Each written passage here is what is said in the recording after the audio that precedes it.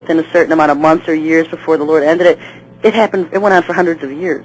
Mm-hmm. He gave him a huge amount of time to repent. The Lord is so patient. You know, and they just had enough.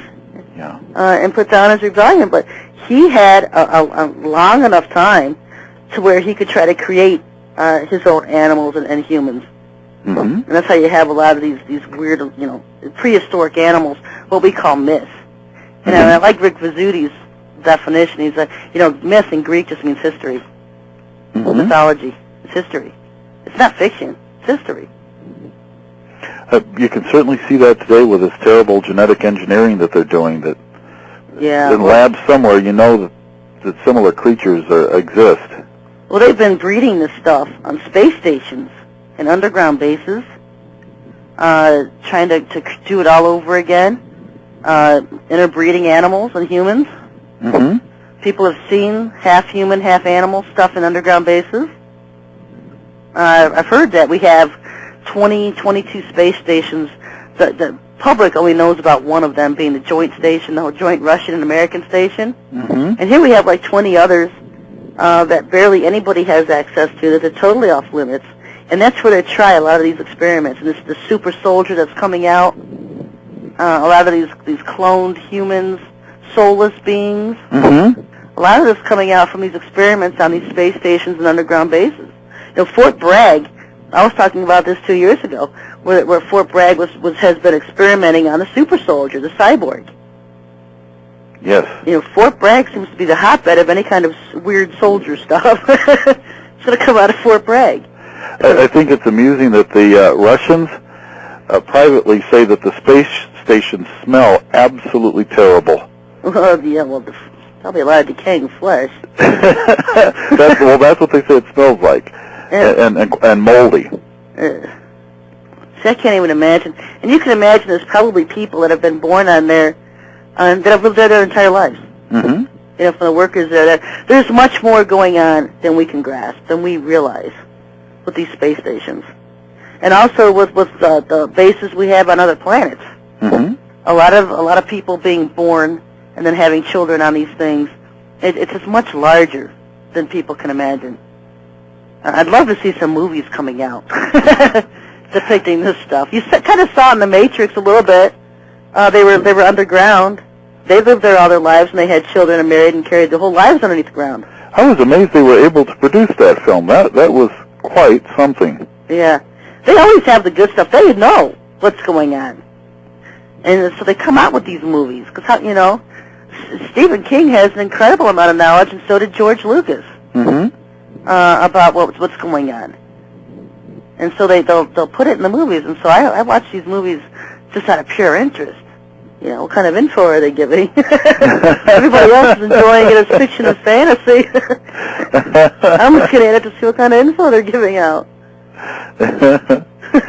I'm just convinced there's no such thing as fantasy. It seems more like that every year.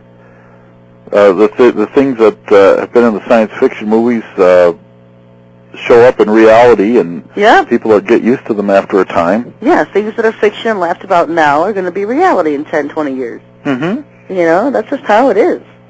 So somehow somebody knew, you know? Mm-hmm. And we know the aliens are the ones leading all this stuff in the background. They give them all the information. You know, so, I mean, George Lucas had an incredible amount. And, of course, they just twist everything around, so you have to use discernment. Mm-hmm. The basic premise of something might be right, and they just twist it around. Oh, the Jedis are the good guys, and, you know, Darth Raiders are the bad guys. Well, so are the Jedis in this instance. They're both bad, but they want you to believe one of them's good. You know? I was amused. A young person here expressed to me how wonderful it would be to live on one of those spaceships, like, typically in one of the Star Wars films. Yeah. And I said, I don't think so. What do you mean? I said, well, you'll wear what you're told to wear, and nothing else for years on end. You won't be able to go on vacation unless you're given permission. You'll eat exactly what you're told.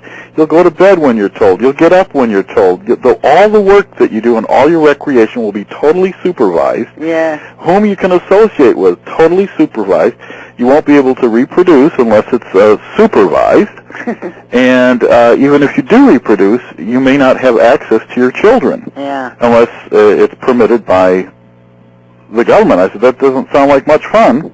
And I said, after a while, all those synthetic and unnatural textures and views would get quite boring. You'd really want to see plants and trees and not simulations of them. Yeah. I envision a time when the Lord's people, I mean, could you imagine if we were allowed to fly in these fighter pilot things and just attack the Satan and his people?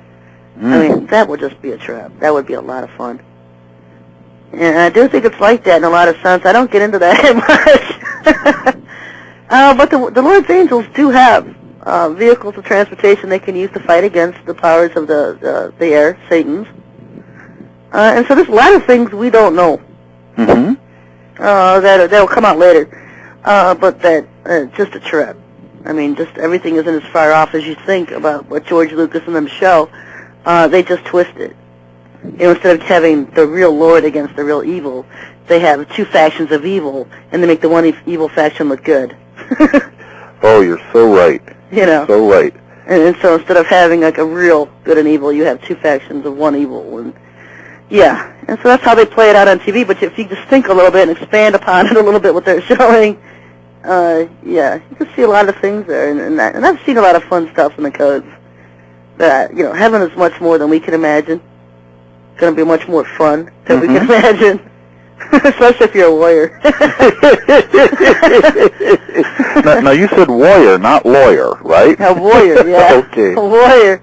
I think the lawyers are going somewhere else. Yeah, the lawyers. Yeah, the warriors. I mean, we'll never be, never be bored. I mean, yeah. What do you see in the codes for this winter in terms of the weather? So many people are really concerned about a really bad spell of cold weather. Well, you know what? I've been warning about it for ages, and here I'm hearing from my buddy in Jerusalem, Simon, who does the transcriptions for this show. Mm-hmm. It's been dropping down in the 20s in Jerusalem. Wow. And I never in a million years, maybe just because I'm so geographically illiterate or whatever, would think that Jerusalem will be colder than Ohio. It just freaked me out. Mm-hmm. It's just, I can't imagine Jerusalem. I always just picture all these hot, sandy places. Mm-hmm. That's almost like telling me Iraq gets cold. I just have a hard time believing that one, too. Yeah. Because you hear about how hot it is, and you see all these deserts surrounding them. But they do say the deserts get really cold at night. Mm-hmm. And so you bake during the day and you freeze at night. And so that probably would be like living in Ohio. The weather here, it's 81 days and 50 the next. Mm-hmm. But yeah, I'm looking forward to be a really, really cold winter. Maybe not in some places, but in some places it definitely is. And the worst scenario you could expect, a lot of snow, a lot of cold, and then no electricity. Boom, gone. Mm. And just thousands and millions of people left stranded. Yeah. And so that's the scenario I felt for a long time. Still do. Mm-hmm. And so I just trump it out there because even if I do sound stupid and I send out these warnings, usually when I expose stuff, they don't do it. Sure, I look like an idiot, but it doesn't come to pass, which means it saves everybody else from a lot of grief. Yes. Mm-hmm. So let's see if they pull it, if they don't do it. Because if they do, there's going to be a lot of people caught unprepared. Well, I hear the music, Sherry. I better get off and let somebody else come on after the break. And it's been wonderful talking to you, and I hope that wound heals up very nicely. Well, thanks a lot, John. It's good talking to you. Talk to you next week. All right, bye-bye. That's going to wrap up the first hour, folks. We're going to take a 5-minute break and we'll be back to the second part of the show. Don't go anywhere. We'll see you in 5 minutes.